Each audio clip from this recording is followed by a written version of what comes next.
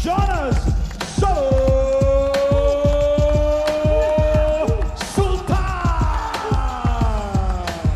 Cheshire, England's the baby-faced assassin, Paul Butler. Jonas One Punch Sultan versus Paul Butler para sa WBO Bantamweight Championship. Hi, I'm Donnie Ahasnietis, 4 Division World Champion.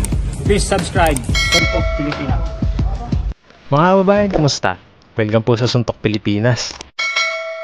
Ngayong April 22 ng gabi dito sa Pilipinas ay ating matutunghayan ang bakbaang Sultan versus Butler para sa isang main event ng Probellum dito sa Liverpool, United Kingdom.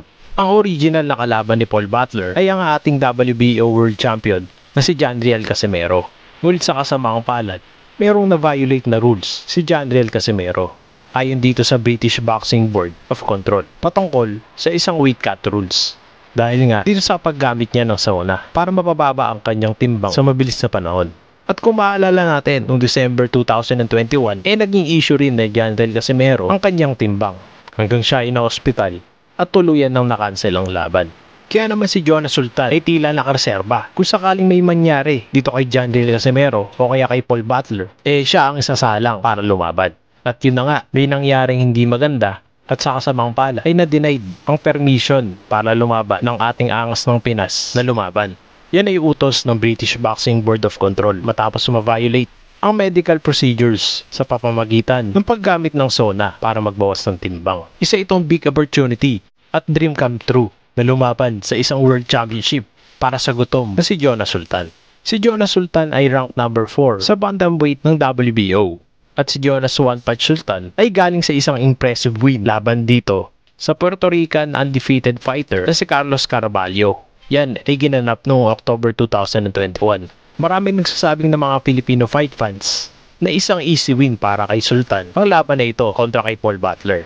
At kung mananalo nga si Jonas Sultan sa laban na ito, ay posible na siya ay lumaban para sa isang unification bout laban sa mga bantamweight champions ngayon. Tila maraming nalungkot ng ating mabalitaan na si Cuadro Alas ay hindi nalalaban para madepensahan ng kanyang titulo. Pero marami ring natuwa na isang Pilipino pa rin ang lalaban kontra kay Paul Butler. At may posibilidad na manatili ang WBO Bantamweight Championship sa Pilipinas. Si Jonas Sultan ay may alias na One Punch at may edad na 31 na may stance na orthodox at may height na 5'4" at may reach na 6'7". Siya ay tubong Zamboanga del Norte at siya ay binigyan ng 3.5 rating ng BoxRec. Siya ay may record na 18 wins, 5 talo at 11 sa kanyang mga panalo o via knockouts. Siya ay wagi sa kanyang huling laban kontra kay Carlos Carvalho. Siya ay nanalo via unanimous decision at napanalunan ang WBO Intercontinental Championship na ginanap noong October 30, 2021 dito sa Madison Square Garden, New York, USA. Kaya Pilipinas, ibigay natin ang 100% na suporta para kay Jonas Sultan. At sana, makabalik na ang ating angas ng Pinas na si Cuadro Alas, Janriel Casimero na nagbigay din sa atin ng karangalan ng matagal na panahon. Salamat po.